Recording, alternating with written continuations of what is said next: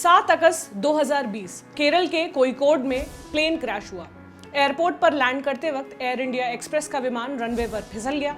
हादसे में 2 पायलट सहित 19 लोगों की मौत हुई। केरल राज्य सरकार ने हादसे में मरने वालों के परिवार वालों को 10 लाख रुपए मुआवजा देने का ऐलान किया। जख्मी पैसेंजर्स के इलाज का खर्च उठाने की बात भी कही।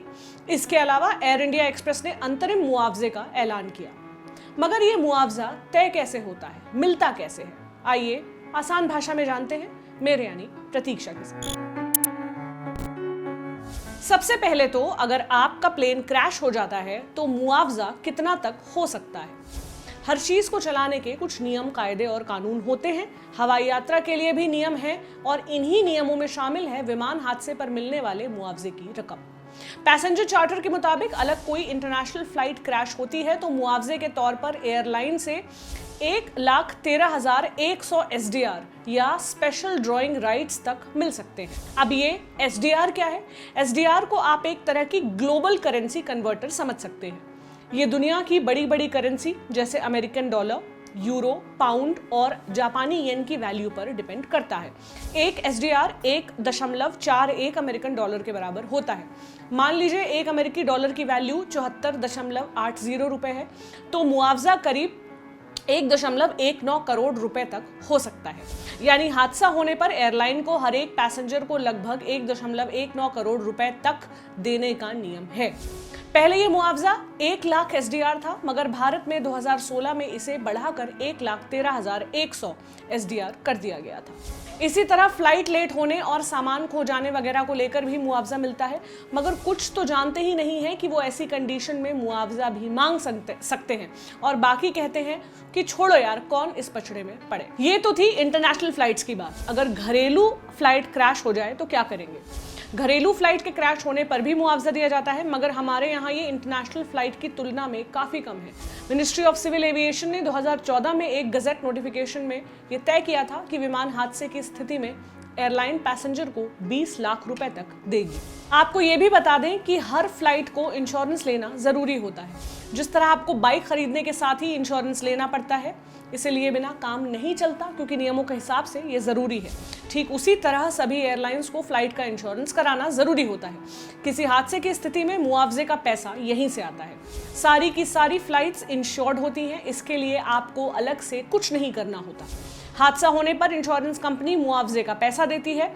कोझिकोड वाले हादसे में एयर इंडिया एक्सप्रेस ने कहा है कि उसकी फ्लाइट इंश्योर्ड थी और नियम के हिसाब से पैसेंजर्स को मुआवजा दिया जाएगा।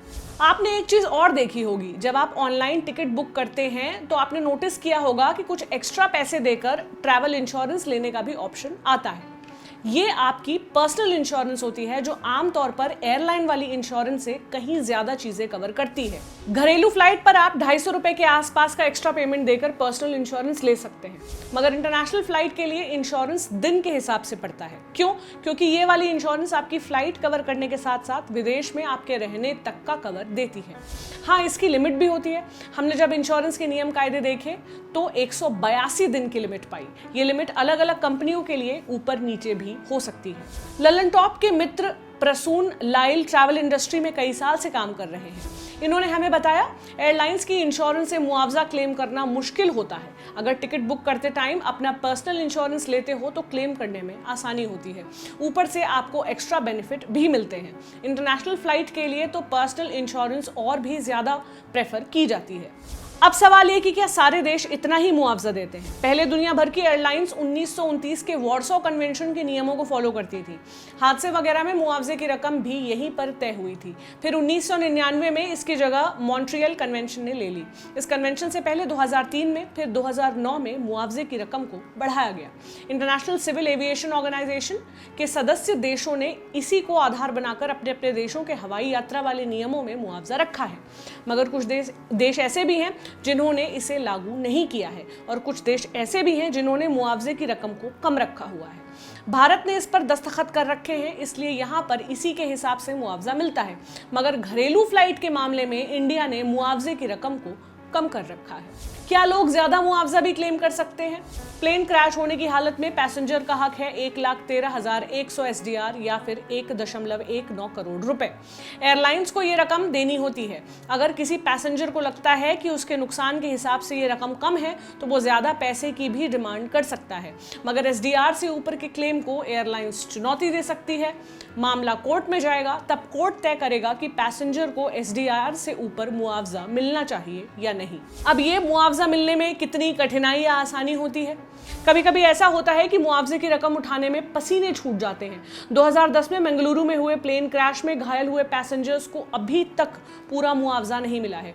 न्यू इंडियन एक्सप्रेस की रिपोर्ट के मुताबिक हादसे में मरने वाले एक यात्री के परिवार को अभी तक मुआवजे की दूसरी किस्त नहीं मिली है।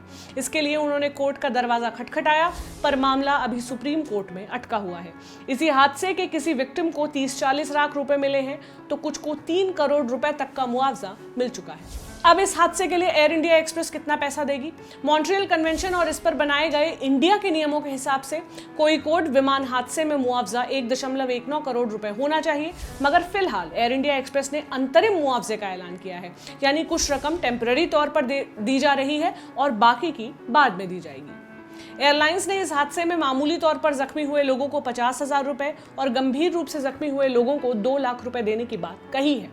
मौत की हालत में 12 साल से छोटे यात्रियों के परिवार वालों को 5 लाख रुपए और 12 साल या उससे बड़े यात्रियों के परिवार वालों को 10 लाख रुपए देने का ऐलान किया है। एयर इंडिया एक्सप्रेस ने कहा है कि नियम के हिसाब से जितना मुआवजा बनता है उतना दिया जाएगा। इंडियन एक्सप्रेस को एक सीनियर एयरलाइन ऑफिशियल ने बताया कि आमतौर पर मुआवजे की रकम मॉन्ट्रियल कन्वेंशन और उससे जुड़े इंडिया के कानून से ही तय होती है। कोझिकोड केस में मुआवजे में एग्जैक्ट कितने रुपए दिए जाएंगे, ये लीगल डिपार्टमेंट से इनपुट आने के बाद ही पता चलेगा। कुछ सवालों के जवाब अब भी बाकी हैं। इस सब के बीच जो बचे हुए हैं, अगर एयरलाइन मुआवजे की पूरी रकम ना चुकाए तब क्या होगा? क्या कोर्ट ही एक रास्ता बचेगा? क्या चोटों के हिसाब से मुआवजे की रकम SDR से कम भी हो सकती है? कोझिकोड के मामले में राज्य सरकार ने भी कुछ मुआवजा दिया है। क्या ये रकम एयरलाइन के मुआवजे की लिमिट में जुड़ेगी? हमने DGCA को ये सवाल ईमेल के जरिए भेज दिए हैं। जैसे ही जवाब आता है हम आपको जरूर बताएंगे। ये जानकारी आपके लिए लाए थे मेरे साथी फैसल। मेरा नाम प्रतीक्षा है। शुक्रिया।